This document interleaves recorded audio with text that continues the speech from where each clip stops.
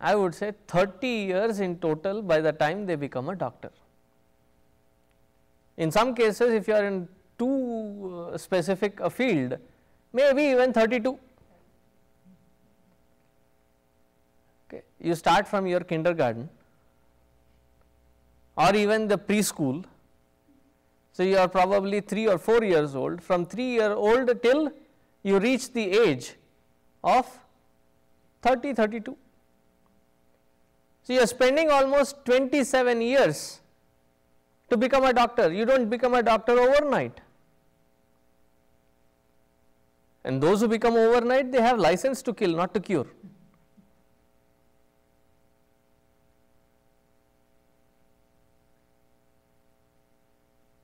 You see, even in our day to day life, material life, when you take an example, things do not happen instantly.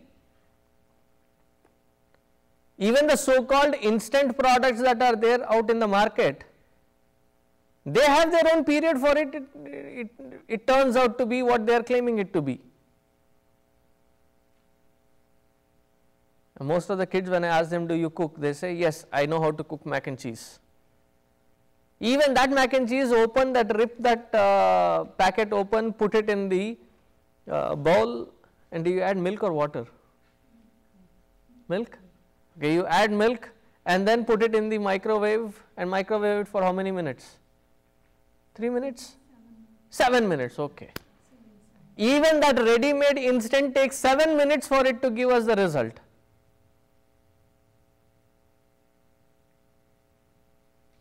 Action is in our hands, not the result of it. It will happen in its own due course of time. Rest be assured, whatever you have acted, worth it, the result will come only to you and nobody can snatch it.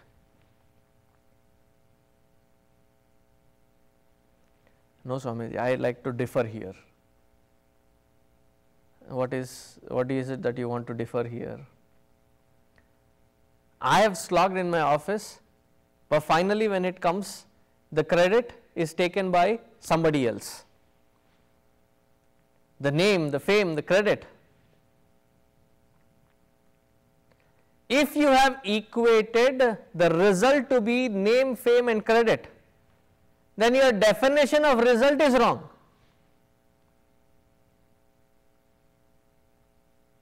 They may snatch your name, fame and credit, but the experience, wisdom and maturity that you grow with that experience that you have delivered, can anybody snatch that from you? Even those so called people who snatch it away from you, when they are in real troubles, whom do they turn to? Only the one who has the true experience. Even in a material sense, the result that which you have put the effort for will come in due course of time and not immediately. Kartuhu agneya prapyate phalam.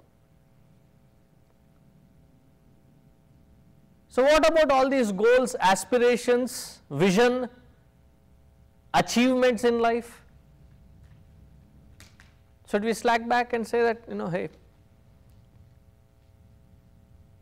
there is no point in preparing such a detailed plan, because anyway the result is not in our hands.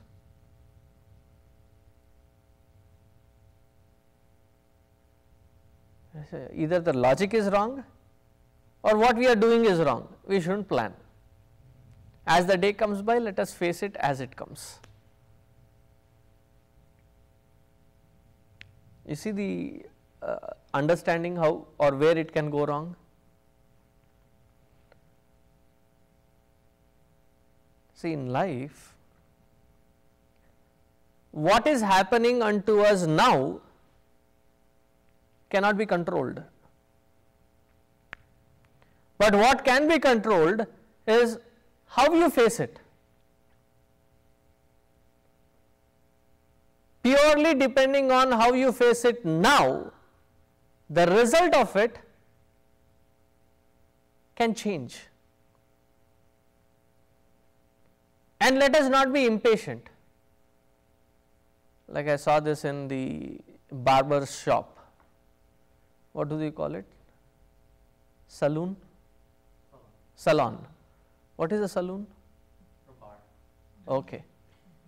I was corrected, that's why I am little careful. I say barber shop. Salon, okay. So you go there, and there I saw this beautiful cartoon.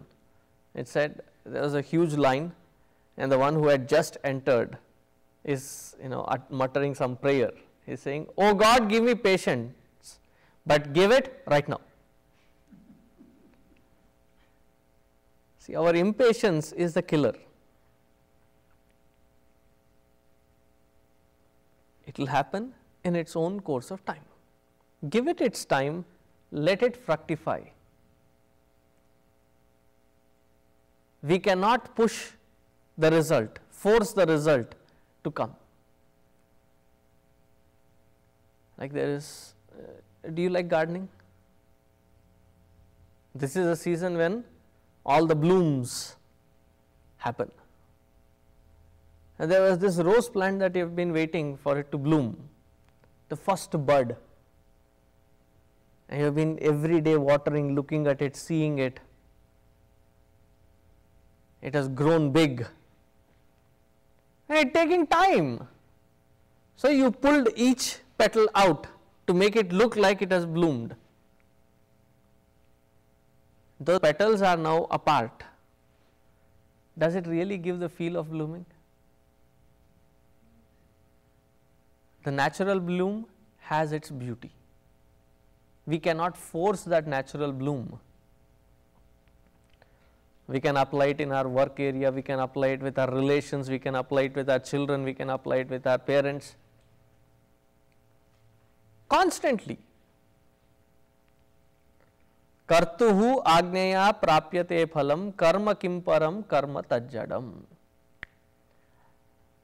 The aspirations, the plans are to be planned in such a way that the focus is not on the result, but it is on trying to give the best that the situation is demanding out of you. I have changed the sentence a bit if you have been observant here. I did not tell that you have given your best. Rather, I said that you give the best that which the situation is demanding out of you. There are 2-3 components here to understand. One, in order to cater to a certain situation, one has to understand what are our own assets and liabilities, skill sets and what you are not good at. A thorough understanding of it. An honest perception of one's own assets and liabilities, one's own skills, talents, potentialities, and that which you lack of.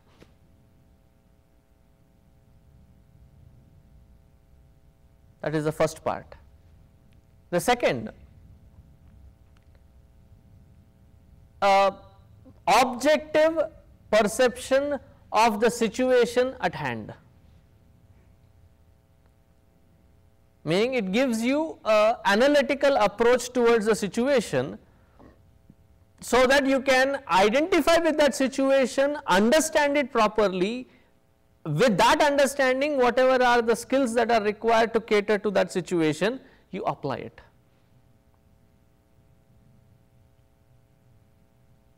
And third, most important, when you do give your best, the best gets defined by the situation. Back in India, if you have to strike a nail into the wall, what do you want? A hammer, because they are all cement walls. Now imagine, I come into this country, I use a nail and a hammer, and I am with the mindset that it is the cement wall. In my initial days, 2002, I take this hammer and I take this nail, and boom, along with the hammer and the nail, the wall gives in. when I saw the walls, that they were this flimsy, what do you call this? Sheet rock.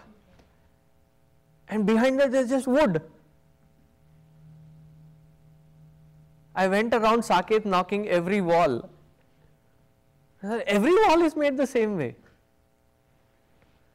I felt pretty insecure.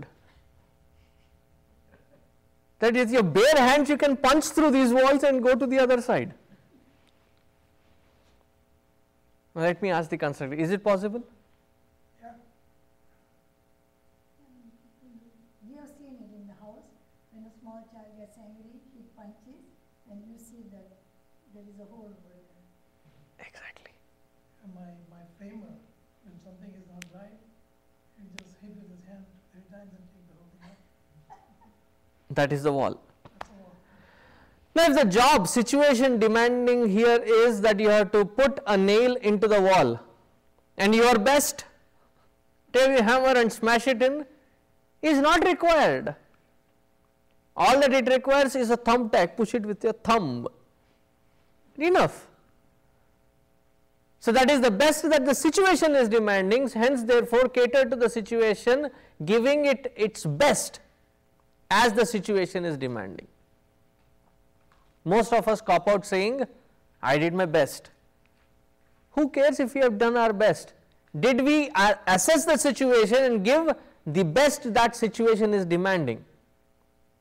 This is the first example wherein your skills are way more than what the situation is demanding. On the other hand, when the situation is such that when you assess the situation and look at your own skill set, you don't have that kind of skill sets. But it's a part of your responsibility to fulfill it. So what do? Learn and equip yourself so that you can cater to that situation.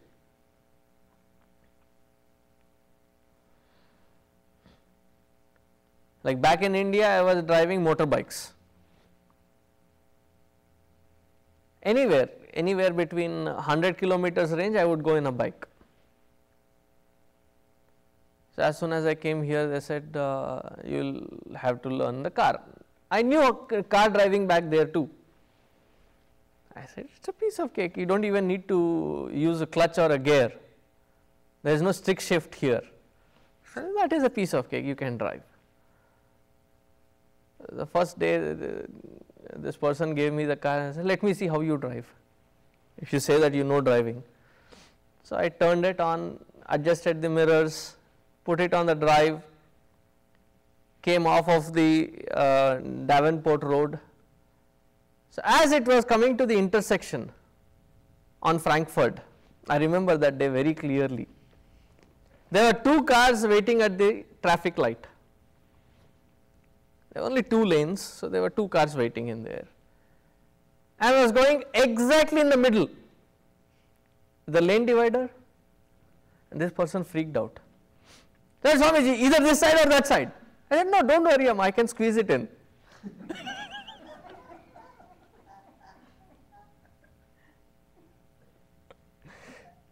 That's my Indian mindset. The roads here are wide enough and the gap here is good enough that I know I can squeeze this vehicle in. You should have seen that person in an instant had become red. Are you kidding?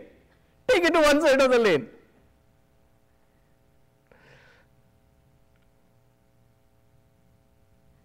So the process that I had to learn so that I could actively participate in various programs across the Dallas-Fort Worth area, I knew car driving, but that kind of car driving was not good enough for these roads. So more than learning, I had to unlearn what I had to learn, what I had already learnt. And for me, driving on the right side, left side, there was no confusion. Driving in a lane, driving in a disciplined lane pattern was difficult. And 9 years now it is not a problem, but initially it was like, I have a gap there, why am I stuck here? I can squeeze in there.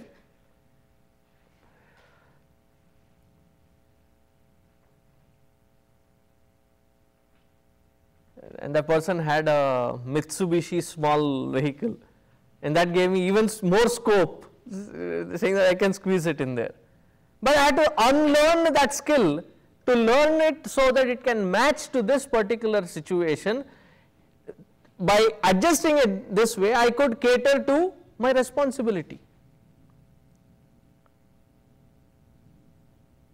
So here there are two things to observe. One, you have to cater learning a new skill so that you can cater to that situation.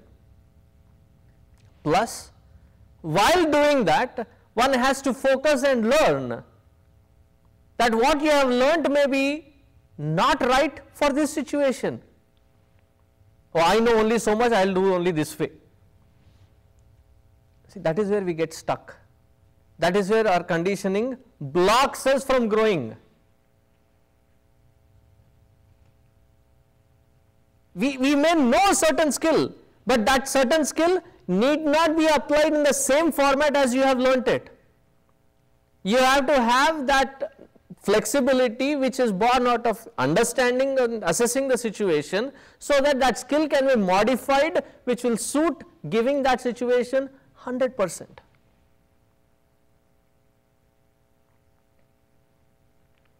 We do that with our kids also. When we were growing up in India, we never had such things. Situation is different. So whatever you have learnt there growing up as a child needs a modification when you are using it in this environment. That was my cultural shock too. Because I came here on June 28th, the July 4th weekend, there was a camp in Chicago, and I was asked to come there. I said, I had done Balvihar camps in India, it was not a big deal for me. So I went there, and there were these 4th, 5th graders, and Bhagavatam was a topic, and it was not a new topic either. But the crowd was new. I was in a shock. If you ask a question, they wouldn't respond.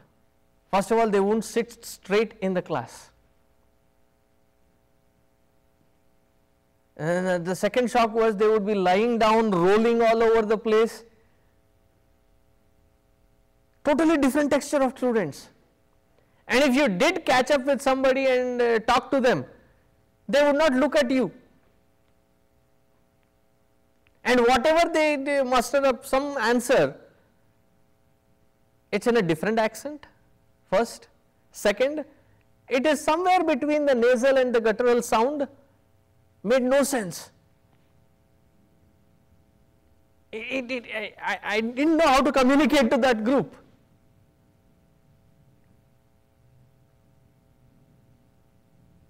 I felt like, so miserable that I know I have that skill, but I do not know how to communicate to this group.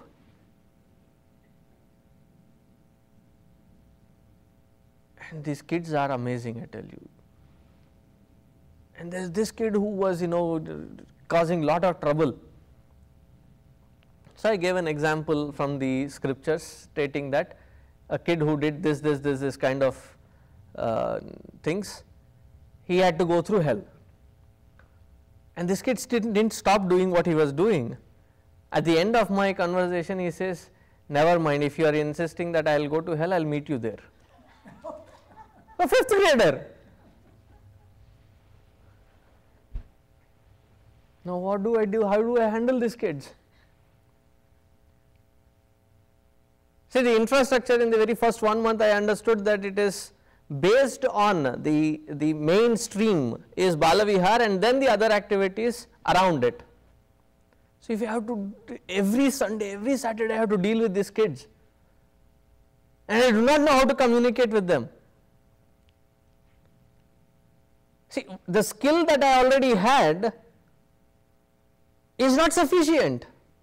It has to modify. So I started watching daily, religiously, for 6 months. All these children's channel, Nickelodeon, Disney World, not Disney, Disney Channel, and all these starting from Teletubbies, Barneys, all these kinds of kids shows. Imagine how much I must have been irritated with those Barneys and Teletubbies. But I had to go through it so that I could understand what group that I am handling, so that I could pick their vocabulary and start talking to them in their language, so that they will understand what I am trying to communicate. Just saying that I have my skills and I have used it 100% is not sufficient.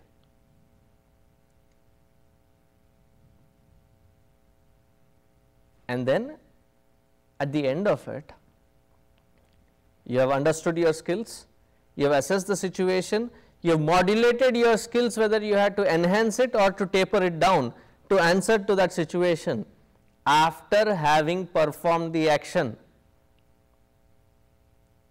Find the highest altar where you can dedicate it.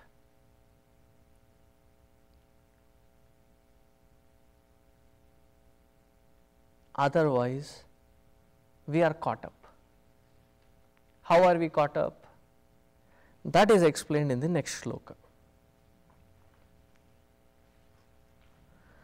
Kritimaho dadau patana karanam phalama shashvatam gati nirodhakam. Kritimaho dadau patana karanam.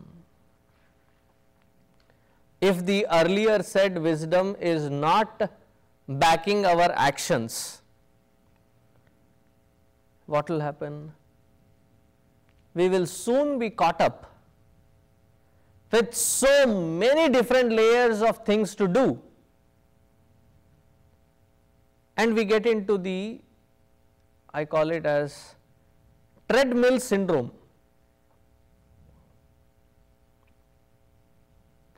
Now, what is that little rat that keeps running around in that little circle? What is it called? Hamster syndrome.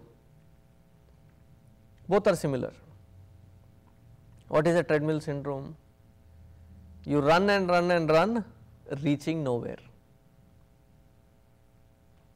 Even the hamster syndrome is the same. It seems like you have been engaged, you have been busy all through your day, all through your life. Are you really content and satisfied what you are? Now, don't even ask that question, because frustration is written all over.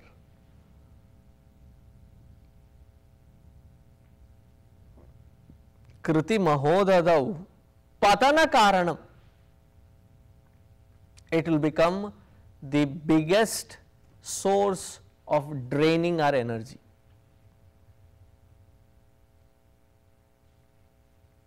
You are constantly doing something or the other, and when you are tired of that doing, you sleep. When you are tired of sleeping, you wake up, again in the same rut of things, get into a pattern, not knowing where we are going. Sometimes the pickups here have little bit of wisdom to share. One of the pickups had this statement on it. I thought it was only a trend in India. On the lorries there, you have these beautiful quotations.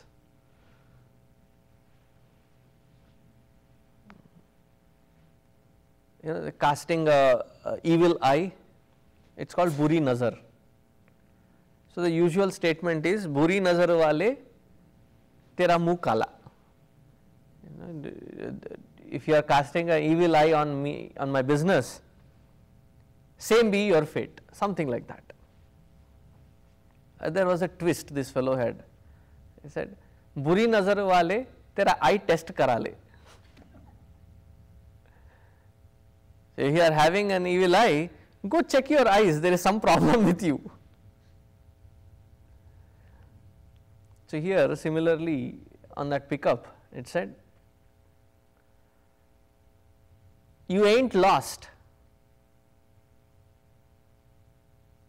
You ain't lost if you are exploring. You definitely are lost if you have a goal and don't know how to get there.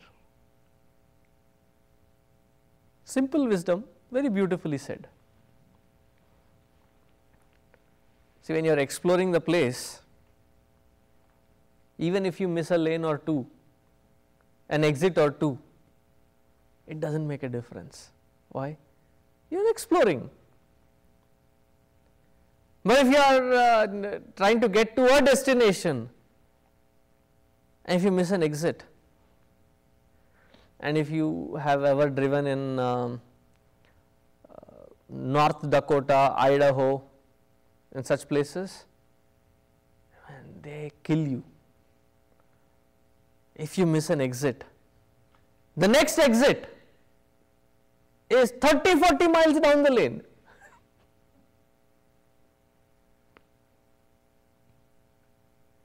You go 30 miles one direction, come back the other 30 miles to get to your exit.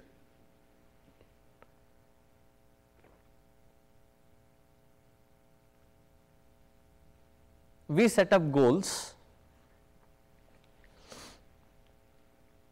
and then try putting effort towards it, not focusing on where is it that we have to have firmness and where is it that we have to have flexibility. We hear both from our well-wishers, be firm in your life. We also hear from the same well-wishers, you have to relax, you have to be flexible, and the net result, we are thoroughly confused, because we do not know when to be flexible or where to be flexible and where to be firm.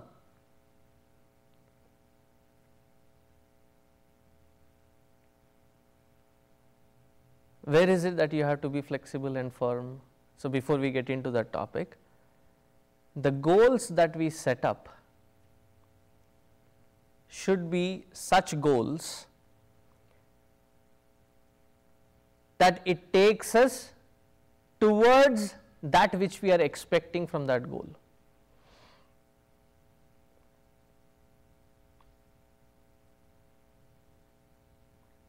And if our goals itself are unreasonable, having a desire is not wrong. Having an unreasonable, unrighteous desire is wrong.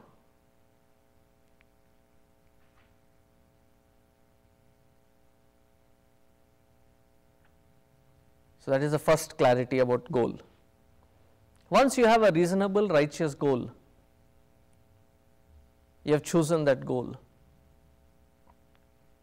and you chalked out a plan of execution to reach to that goal. Now, where is it that flexibility and firmness has to come? Keep the goal firm.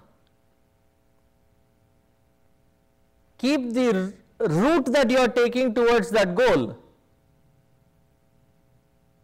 clear in your mind, with possibility of fluctuations wherein you need to be flexible so that you can reach there.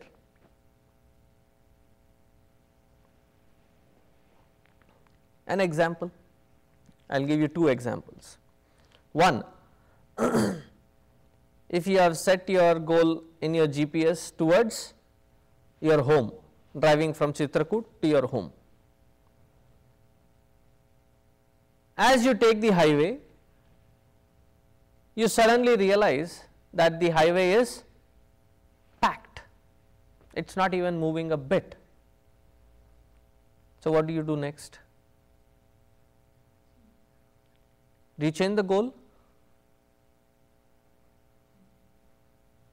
We change the route. That is where flexibility has to come in.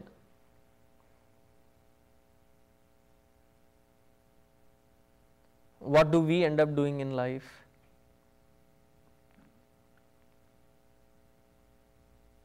we change not just the route but also the goal.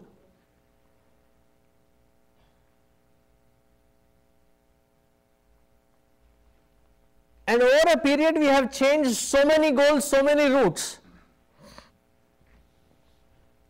When we look back, we don't know where we started, we don't understand where we have to reach. That is the nature of action. Kriti mahodadau, it is so huge like an ocean.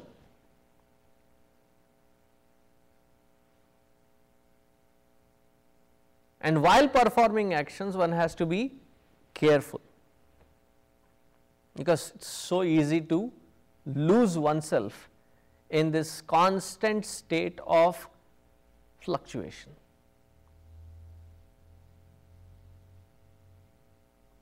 You cannot do away with action. So that is the next result. Finally, we get frustrated and I said, I don't need to do anything anymore, I am frustrated. Giving up action is not a choice.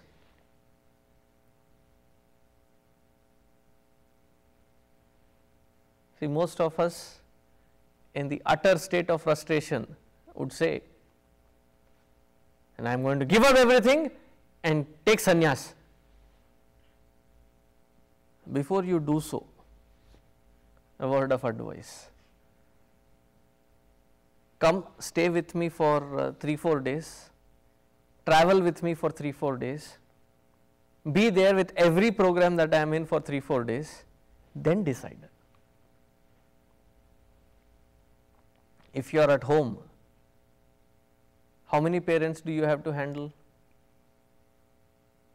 One set of parents, right? How many kids do you have to handle? One, maybe 1.5 on an average. 1 or 2 max. How many set of well-wishers do you have to handle? Maybe 10-15 max. How many obligations of relations and friends do you have? Maybe 25-30.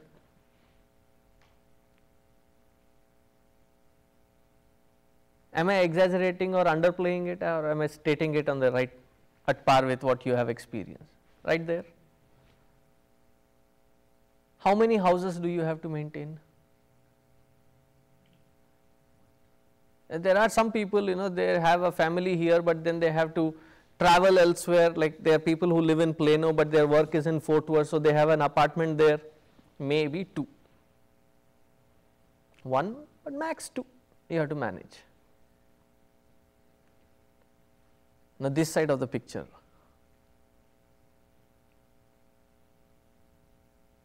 Everybody out there wants to be your parent. Constantly advise. All in love, okay? All in concern and love. Everybody out there wants to be your parent. And how many kids? As of now, I am told I have 1006 kids.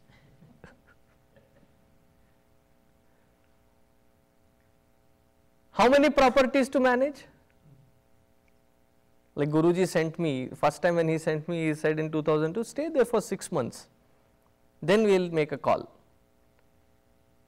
And after coming here, 2 days after I came in here, he also came in and he said, by the way, this property here has a debt of 1.76 million. Your role is very vital there to redeem this debt. I said, thank you. 1.76 million. And imagine, I just come from India. I would immediately convert it and calculate in the Indian terms. My heart sank down. That much?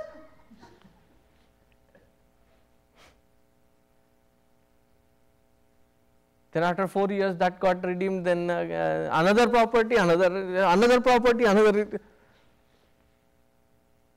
If I look back these 9 years, 1 million plus there has always been the debt.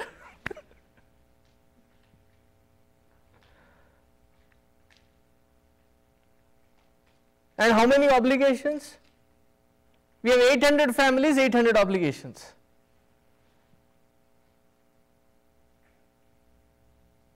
And I have to be impartial in all these obligations. And too much stuff.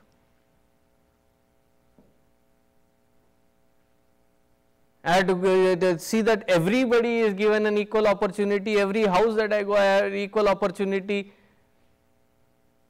Can't form a niche of myself or a clique for myself. The moment there is a clique formed, it is not healthy environment. Constantly I have to be on guard and watch out all these different parameters. And the best part or the worst part is the last one. Whatever food comes, you have to eat it.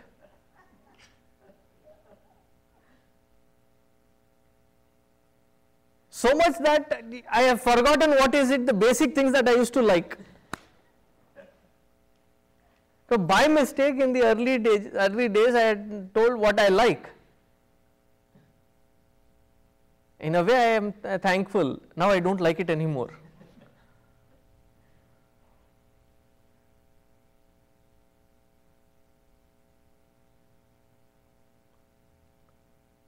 See, escaping is not the route. You don't have a choice. Wherever you go, there you are, and your prarabdha will continue.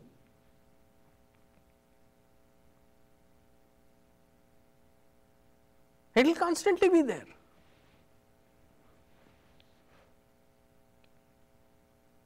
See, I have this strange prarabdha. Again, this prarabdha, let me give you an example. I have this strange prarabdha with gadgets. So somebody said, Swamiji, we should have named you Gadgetananda. Swami Gadgetananda. You know, Ashok that day was telling Gadgetananda. So that day I said, why are these so many gadgets around me? I started analyzing it. You know, the first gadget was given to me by whom? By Gurudev. The next gadget, you know who gave it to me? He gave me a mini cassette recorder for recording his talks so that I could listen it over. He had it handy, he said, go use this. Record it and listen to it so that it will help you in your study groups. My second gadget was given by Guruji.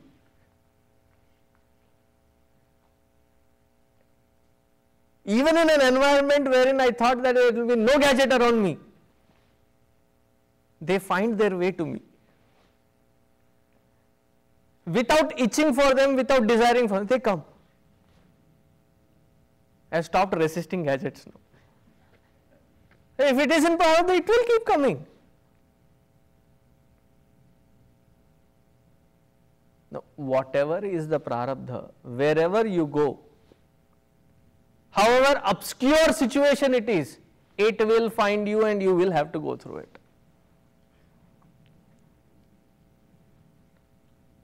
Like soon after sannyas, I had gone to Uttarkashi. Okay. It's a remote place. And I was there only for a night. So I reached there the earlier day in the late afternoon around 3:30. And I was to leave the next day morning. And the Swamiji there, he knows me very well, Swami Dhyananandji. He says, oh, good that you have come. I said, what now? He said, here is the toolbox. This entire setup of the AV, TV connection, the projector, it somehow is jumbled up, it is not working, too many wires, I don't know how to fix it. Since you are there, why don't you fix it? I said, I have not come here for that. Prarabdha follows you. The entire evening I was doing nothing but refixing the entire wiring.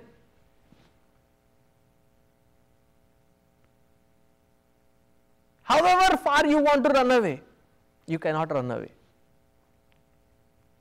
But if we are not conscious, if we do not carry that clarity within, we will be caught up in so many layers of doings, because there is hardly any difference that would be remaining between what is my set of prarabdha and what is my set of skills, and what are the desires which are not required, which are unrighteous, which are not required to fulfill my responsibility.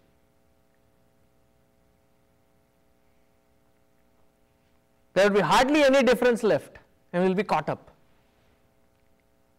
And then patana karanam. We will be caught up in those continuous loops of doings.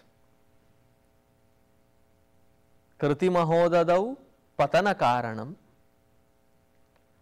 And after so much struggle, what is the result? Even when you get that result, how is that result? You have struggled it so much, you have so eagerly waited for it, and once you get it, what is the nature of that result?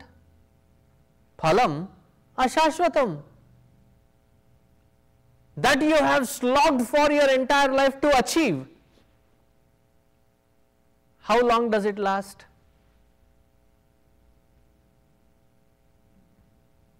The moment you sat down, relaxed to enjoy it, and it didn't take even the 1/10 of the time that you had put effort for it, it's already gone, poof.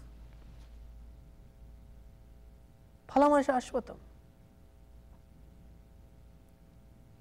And since it is temporary and transitory in nature, we want to repeat the same experience which you did not cherish it for a long time. So we tend to repeat the experience. And what happens then? Phalama shashvatam.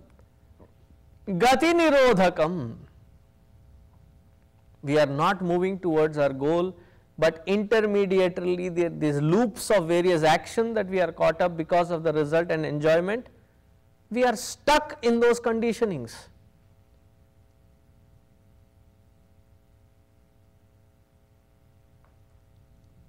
That is the nature of our actions.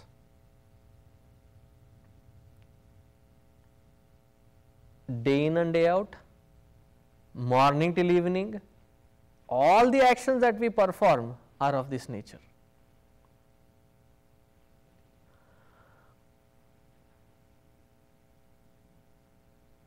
And do you work in surgery also?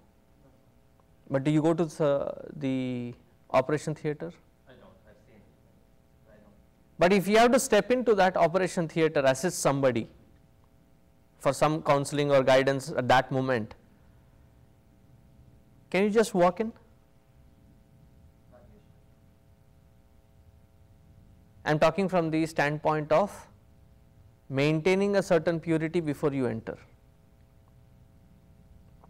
You have to wear this sterilized scrubs, sterilized clothes, and then you have to wear the what do you call that headgear? Hat? Cap, okay, cap, a skull cap. And then you have to cover your nose and mouth. And then you have to put on these gloves. Is it called gloves? Okay. And then after you are done with that act, when you come out, can you go straight? No. You have to clean up everything, remove all that, and then clean up, then wear your other clothes and then step out. Am I right? So with each and every action, we have to be that careful as if we were entering into an operation theatre or stepping out of the operation theatre.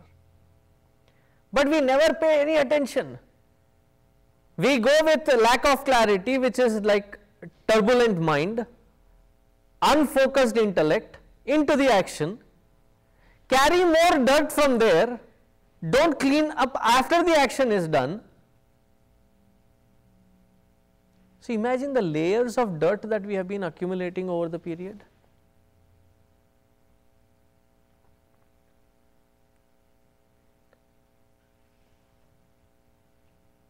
I was once told not to touch a woman's purse.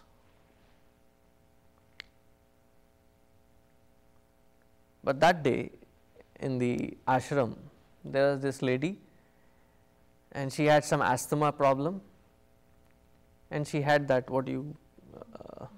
inhaler, and she was getting worse by the moment. She couldn't find it. So finally, the next best that I could do was empty the entire purse. So when the contents fall, you can identify which one clearly, and because the situation demanded that that extreme measure, and I gave her an inhaler. After she settled down, she looked at that contents and she felt pretty embarrassed. God knows from when all those receipts and bills, all those tiny bits of paper with information on it. Some of the numbers don't have names, so she doesn't even know what those numbers stand for. So much of clutter. Imagine an unmaintained purse can carry so much clutter. What happens inside here? Last example. Before you eat food, do you wash your hands? After you eat food, do you rinse your hands? Before you use the mind, do you go with that kind of pure mind? After you have done your act, do you come back, clean it, dust it off? Why? Why don't we do it? These patterns are so addictive that until we pay focused attention to clean them, we get caught up. Let alone reaching the goal, we don't even move a step forward in life. That is why I ended up calling it a treadmill syndrome. They are putting so much of effort, reaching nowhere.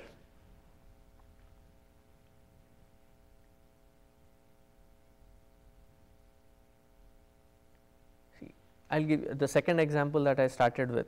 I said I will give you two examples with regards to goal and flexibility. Bhagavan Krishna. Very difficult to understand. Understanding Bhagavan Rama is easy.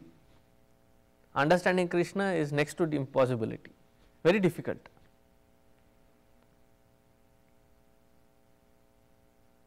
In a certain part of India, he is called a coward. He is named like that. Ran Chhod Das. Ran Chhod Das, somebody who ran away from the battlefield. That is one of his names.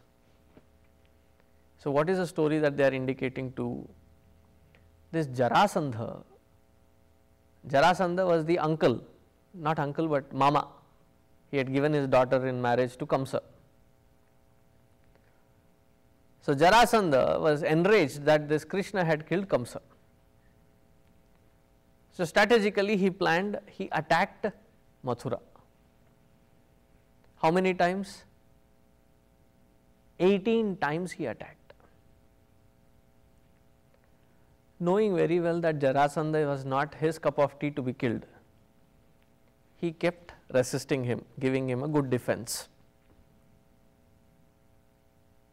What was the goal? The goal was not just to protect Mathura, but to give a peaceful environment to the people living in there.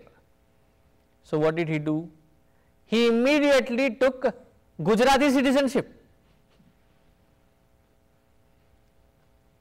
So Bhagavan Krishna is an honorary Gujarati. Where did he shift his base to? All the way to Dwarka. And in and through these 17 attacks earlier, what was he doing? He was not proactively attacking but just defending. Because his goal was to create a safer environment. And during these 17 attacks, he had built Dwarka. On the 18th attack, the last segment, last batch of people were leaving from Mathura to Dwarka, final one. The moment he got his message that they have left, now they are in a safe distance, See, engaging in battle was not the goal. So what did he do? He ran away from the battlefield.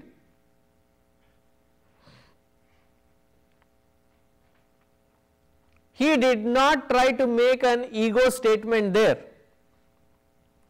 He knew very well what he would be branded later as. That it would tarnish his name. But the goal was in protecting the people to give them a safe, secured environment, and getting a bad name was not that bad. So instead of defending Mathura, he ran away from Mathura.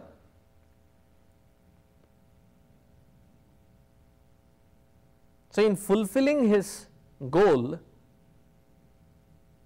was he flexible? Totally flexible. Where do we get rigid?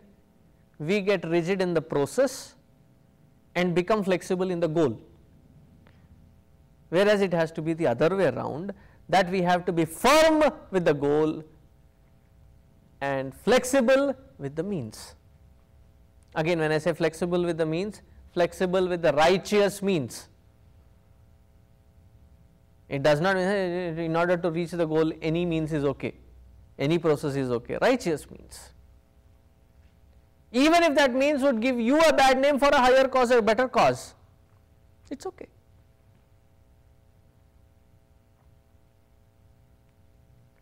But if that clarity is not there, we get caught up in this syndrome of treadmill, wherein we are working and slogging day in and day out, reaching nowhere. Quickly, let me summarize the entire American way of life. We are caught up Monday through Friday, 7 a.m. to 8 p.m. One pattern of life. Friday evening, usually the rush hour starts earlier because of the happy hour.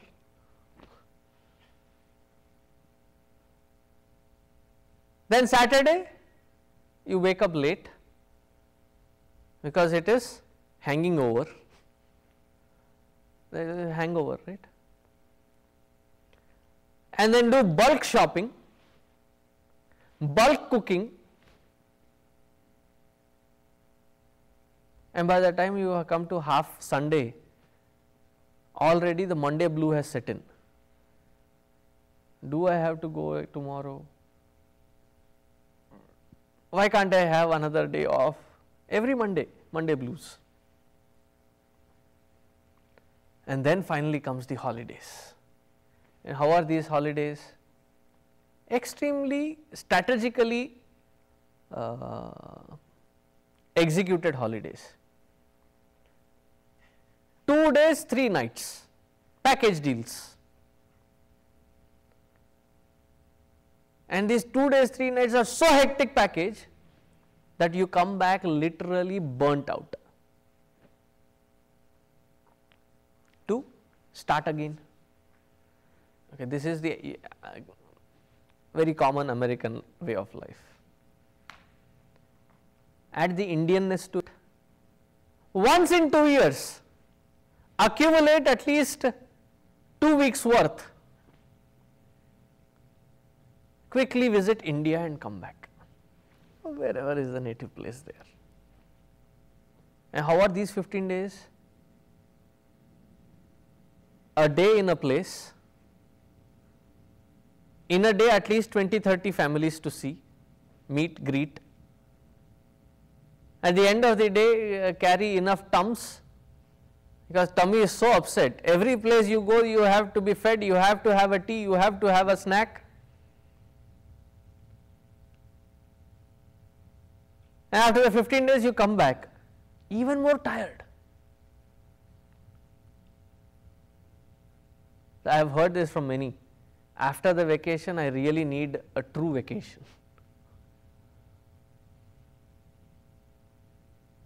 The Monday through Friday system burns. Friday to Monday weekend, that long weekend, that also burns. If we do not understand, it burns. If we understand it, it enlightens. It is easy to get caught in a pattern, it is very difficult to come out of the pattern and to straighten our act. How do we straighten our act? That is given in the third shloka that we will see next week. Next week I think we have the Yajna, we have the lectures on Ishavasya Upanishad, so the week after that. It is every evening 7:30 to 9. Om Purnamadaha Purnamidam Purnat Purnamudachyate Purnasya Purnamadaya Purnamevavasishyate. Om Shant Shant Shanti. Harihi Om Shri Gurubhyo Namaha. Harihi Om.